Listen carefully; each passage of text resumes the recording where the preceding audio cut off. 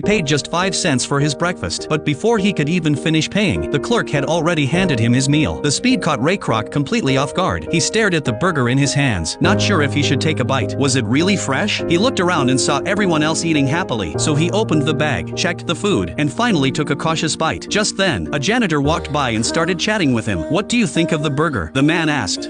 This might be the best hamburger I've ever had in my life. Yeah, we aim to please. McDonald. Only then did Kroc realize that this ordinary-looking janitor was actually the owner of the restaurant. Excited, he quickly handed over his business card and asked if he could learn more about the place. As a traveling salesman, Kroc spent most of his time on the road. He usually ate whatever he could find along the way. But in 1950s America, even the fastest drive-ins took at least 30 minutes to serve a meal. Now at 52, his career was going nowhere. To secure the rights to a milkshake mixer, he had even mortgaged his house. But the heavy machine barely sold. After 3 months of hard work, he hadn't sold a single unit. Then one day, he received a surprising order: 6 machines at once. It came from a small, unknown restaurant in California. Curious, Kroc decided to visit in person. When he arrived, he was stunned by what he saw. Outside a tiny, unremarkable building, a long line of customers stretched down the street. Despite the crowd, everything moved incredibly fast. When the owners learned that Kroc was the mixer salesman, they invited him into the kitchen. The workers were busy but perfectly organized. Each one focused on a single task. It ran like a well-oiled assembly line. One worker lined up the buns, another added ketchup and mustard, then 2 slices of pickles, some chopped onions, and finally a grilled beef patty. In just 30 seconds, a perfectly made hamburger was ready to serve. What amazed Kroc even more was that they made their own ketchup. The McDonald brothers controlled every detail of quality. Even the fries had strict rules for temperature and frying time. New employees could learn the process in no time. Kroc was deeply impressed. Over dinner, he couldn't wait to ask how they achieved such efficiency. The brothers eagerly shared their story. Unlike other restaurants, McDonald's focused on one thing: speed. They built their kitchen like a production line. Instead of delivering food to customers' cars, they had people line up to pick up their own orders. That alone saved a huge amount of time and labor. They replaced plates and utensils with paper packaging, which made eating easier and eliminated the need to wash dishes. They also discovered that burgers, fries, and Coke made up more than 87% of their sales, so they cut the menu down to those 3 items. By focusing on what mattered most, they could guarantee speed and consistency. To design the most efficient kitchen, the brothers drew the layout on a tennis court. They placed every piece of equipment on the ground and had employees practice moving around. Whenever a movement caused interference, they erased the lines and redrew them. After countless trials, they perfected the flow. In that small space, everyone could move quickly without getting in each other's way. They remodeled the kitchen exactly according to their final design. The result was a restaurant that was both fast and wildly popular. That night, Kroc couldn't sleep. He kept thinking about the brothers' story and their revolutionary system. Then, an idea hit him. The next morning, he stopped the brothers' car and said excitedly, Franchise.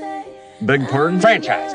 Franchise the damn thing. Kroc realized that the McDonald's model could be expanded nationwide if they wanted to grow. Franchising was the fastest path forward. But to his surprise, the McDonald brothers weren't excited. They turned him down. They had already tried expanding before, opening 5 locations along the West Coast. But distance became their biggest problem. Ingredients spoiled during transport, and quality control fell apart. Dirty kitchens and bad burgers had damaged their reputation. Kroc suggested hiring inspectors to maintain standards, but the brothers said they'd already tried that it didn't work. They believed that one great restaurant was better than dozens of mediocre ones. Just when Kroc was running out of ideas, he noticed a photo on the wall: 2 large golden arches. The brothers had planned to make those arches their brand's signature symbol, a landmark that drivers could see from far away. Their family name was built into the design. Kroc understood immediately. He drove straight to Phoenix, where an old McDonald's location had closed. Even though the place was abandoned, the huge golden arches still gleamed in the sunlight. At that moment, Kroc saw the future clearly. He rushed back and gave a passionate speech to the brothers. There should be a McDonald's in every city, every town, like courthouses and churches. Our golden arches should stand wherever people live. They'll become the 3rd landmark in American life. The grand vision moved the brothers, but they remained cautious. They drew up a detailed contract, requiring that every change to the stores be approved by them. Kroc didn't argue. He signed immediately. All he wanted was the franchise rights. To expand, Kroc needed money, lots of it. He visited over a dozen banks, but couldn't get a single loan. Desperate, he mortgaged his house again. To cut costs and raise funds, he went straight to Coca-Cola headquarters. He proposed printing Coke's logo on McDonald's cups in exchange for financial support. But when he told the McDonald brothers, they rejected the idea outright. They wanted to build their own brand, not advertise for someone else. So Kroc turned to networking. He began attending social events, meeting wealthy investors, and convincing them to believe in his dream. After much effort, a few finally agreed to invest. But during construction, new conflicts arose. Kroc wanted to add a basement and extra grills to improve efficiency. The brothers refused, insisting on architectural approval first. They followed strict standards for layout and design, and wouldn't compromise on quality. quality. Kroc grew impatient. He wanted to move faster. One side chased profit, the other chased perfection. Their partnership became increasingly tense. Still, after months of struggle, Kroc's first McDonald's restaurant finally opened. Just as he had hoped, long lines formed outside. He watched over every detail, determined to keep the quality high. But as more and more restaurants opened, problems began to appear. When Kroc visited one franchise location, he was furious. The menu was messy, the place was filthy, and the burgers were awful. He stormed in and yelled at the investors, "Why aren't you following company standards?" To them, fast food was just that fast. They didn't care about quality. Kroc was furious, but there was little he could do. One day, back at the office, he met a stubborn salesman who refused to leave the lobby until someone bought his product. Watching him, Kroc saw a bit of his younger self. He realized that only people who fought desperately for success could truly seize an opportunity. So he hired the man as a franchise owner. It turned out to be the right choice. That man paid close attention to every detail in the kitchen, while his wife worked hard to maintain the restaurant's image. Using the same approach, Kroc recruited more capable franchisees. Together, they built stores that thrived, fueling McDonald's explosive growth. In just a few months, Kroc became a household name in the industry. Everywhere he went, he was met with applause and admiration. But as McDonald's expanded, money grew tight. He had to pay off loans while sharing profits with the McDonald brothers. The higher the profits climbed, the greedier he became. He called the brothers and demanded a larger share. They refused, leading to a heated argument. To make matters worse, the bank started calling about overdue payments. Kroc tried to explain that his business was expanding fast, but they still denied his request for an extension. With no assets left to mortgage, he was out of options. At that moment, a young financial consultant overheard his situation. When Kroc left the bank, the man caught up to him, handed him a business card, and said he could help. Kroc didn't know it yet, but that encounter would change everything. For him, and for McDonald's. That man would soon reveal a secret that would not only push the McDonald brothers out of their own company, but also transform Ray Kroc's life forever. Want to know what happened next? Follow me, and I'll share the rest of the story soon.